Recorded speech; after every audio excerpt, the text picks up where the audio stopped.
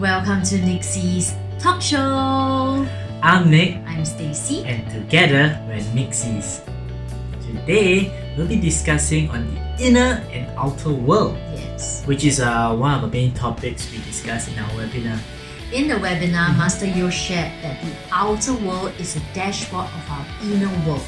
Yes, in simple terms, it means that whatever you're experiencing on the inside, your thoughts, your belief system, now these will attract and shows up on the outside, all your surroundings. Yes.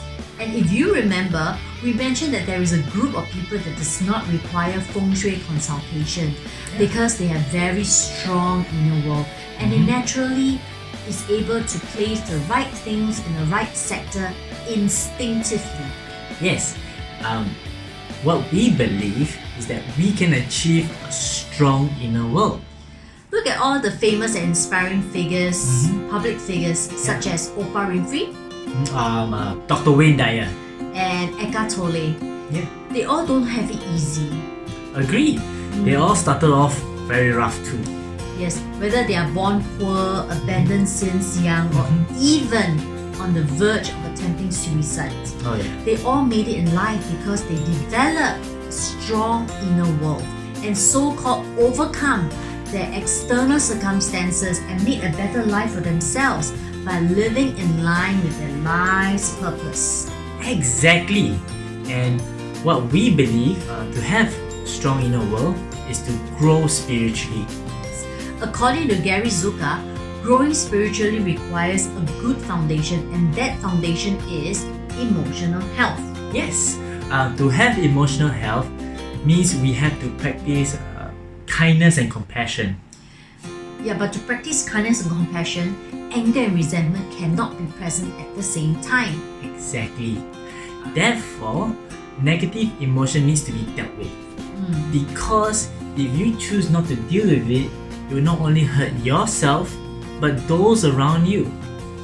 Take anger for example. Okay, if you have anger issue and every time something or someone triggers you, your tendency is to shout or to hit somebody.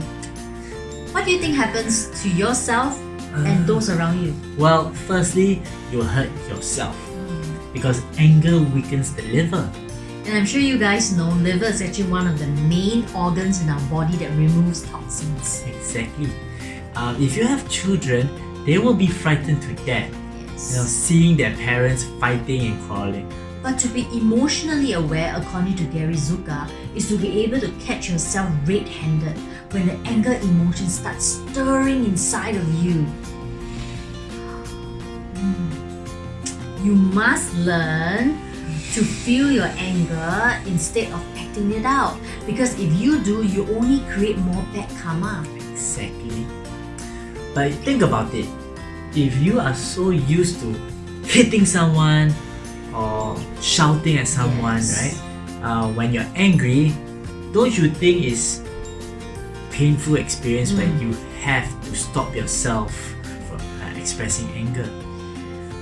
In my opinion, it definitely does. And furthermore, in the moment of anger, your mind will be rumbling, telling you stories to feed the anger. So it is how you are able to be the master of your mind and allow the anger to pass through you and then let it go. It's just a feeling after all. We know firsthand it's not easy. Yes. It takes practice, and that is why Gary mentioned in his book, kindness and compassion are skills needed to develop. Right? And once we learn to reach for the pain, then we can truly feel the joy in life. That's true. And to explain how we can deal with the challenges in life, Gary Zukav shared a very simple story of the experience picking blackberry plant. So here it goes. The thorns on a blackberry plant cover every surface, the stems, the leaves, and even the base of the flowers. They all point down the vine in the same direction, so that if one catches you, you must stop immediately and gently move in the direction that the thorns are growing to release yourself. If you try to pull away, the thorns will not let go. They will dig in deeper if you don't stop, they will tear flesh. So, if a thorn catches you, right, similar to being in a difficult situation, Yes. We need to learn to stop, right? Think, then decide Yes. what's the next best step forward. Correct. Right?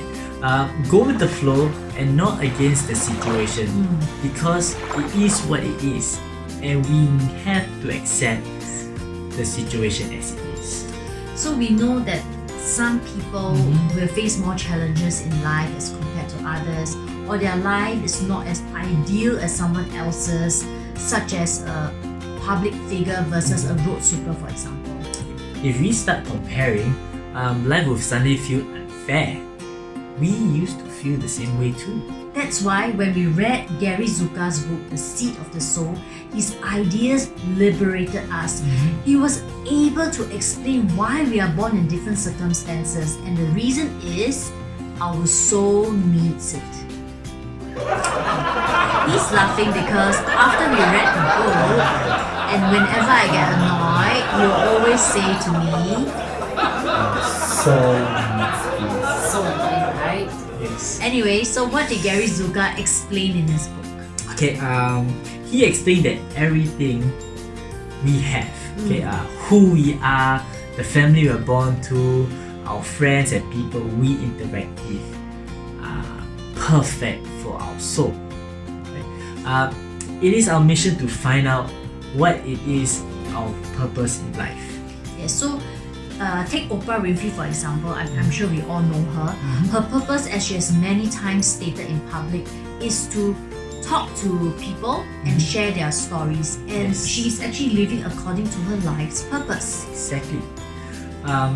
According to Gary Zukav, a soul must be ready before it can take on big roles, such as a public figure like Oprah. Yes, so that may mean that they may have gone through many rounds of incarnations and learning through the processes to reach the higher tier in this lifetime.